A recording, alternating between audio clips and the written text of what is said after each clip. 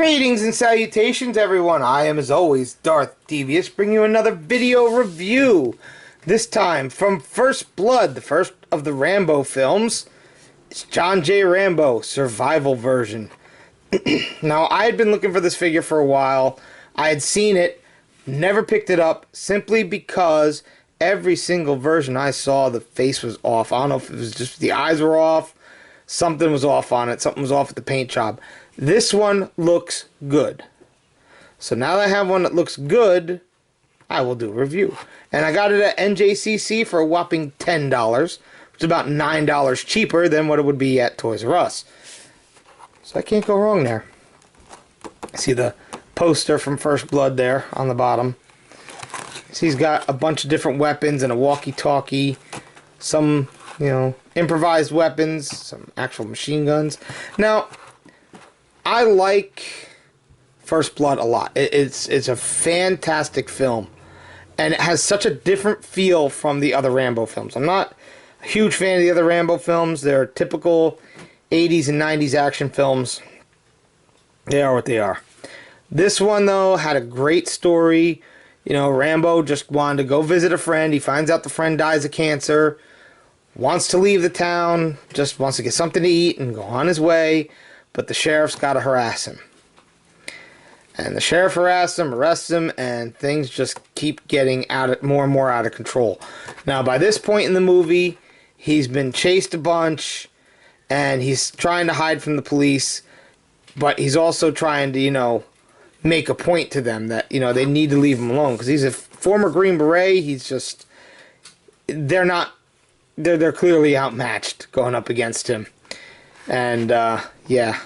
So this is like the iconic part of the movie where he puts this burlap sack over him to protect himself and hide himself in the woods and things like that. And he starts taking out the cops one by one. Yeah. Doesn't kill any of them. One dies because of a helicopter crash, but that's more through their stupidity. On the back, right up, it's pretty much similar to what I said. You have John J. Rambo. An ex-Green Beret, haunted by memories of Vietnam, is searching for an old friend he served with in the war. Instead, Rambo crosses paths with an overzealous small-town sheriff who is looking for a fight. The sheriff was played by Brian Dennehy, if you didn't know. Unjustly imprisoned, Rambo escapes and becomes the target of a massive manhunt. Rambo must use all his cunning, combat, and survival skills to stay alive and outwit his pursuers. Fantastic film. If you've never seen First Blood, I highly recommend it. Even if you're not a fan of the other Rambo films, you might have seen them elsewhere, watch First Blood. Great film. Alright, gonna get him out of the package. We're gonna see how cool he really is and check out what he can do. Alright, I'll be right back. Alrighty, and here's John Rambo in his survivalist gear. Out of his package, I put his knife in the holster. I figure I'd give him his little handgun, put his machine gun across his back. He's holding his walkie-talkie. They drew First Blood, not me. They drew First Blood.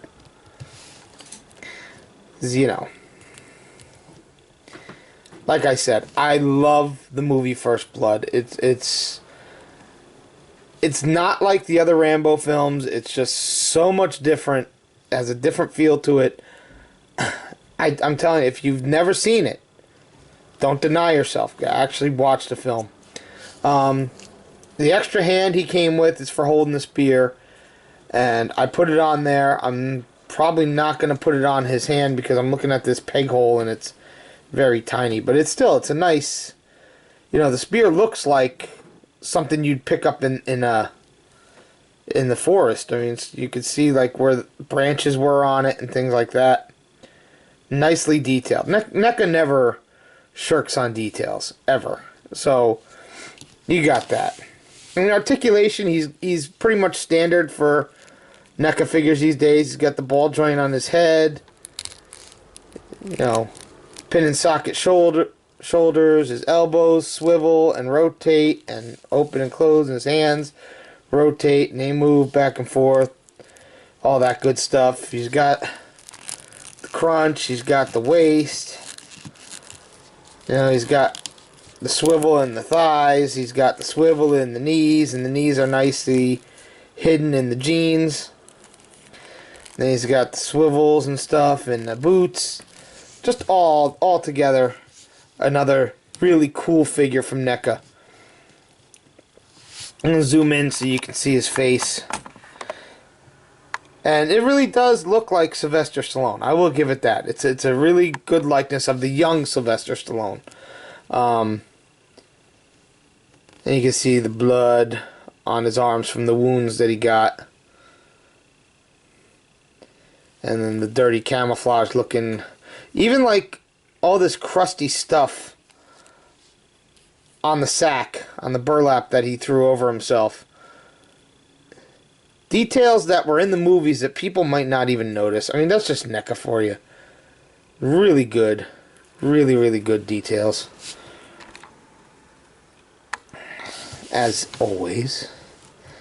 And to give him a comparison of sorts with somebody else from that era, we'll bring in the jungle disguised Dutch from Predator. And you can see Schwarzenegger is a much taller person, so you can see how he's bigger than Stallone, but still, two icons from the 80s right here. Sylvester Stallone and Arnold Schwarzenegger. If it was an action film in the 80s, you had to have one of these two in it. Alright? Alright. So that's going to be it. This is a fairly quick review. Just, I wanted at least one Rambo figure for my collection, and when they were doing First Blood first, I was like, yeah, okay, I'm going to get one from First Blood, but I'm going to wait till we get the one with like this, because this is like an iconic part of the movie, and for me, that's what I like having, and that's why I got this version of Dutch. This is the only version of Dutch I have from Predator. They put out like 5 or 6 different versions, but I wanted this because this represents a very iconic part of the film at the end where he starts fighting back and realizes that mud can hide him from the Predator. So that's my thinking when I go for some of these things. Alright? Okay. You all be good. Because, really, he's a one-man army. And you don't want to deal with that. Yo, later.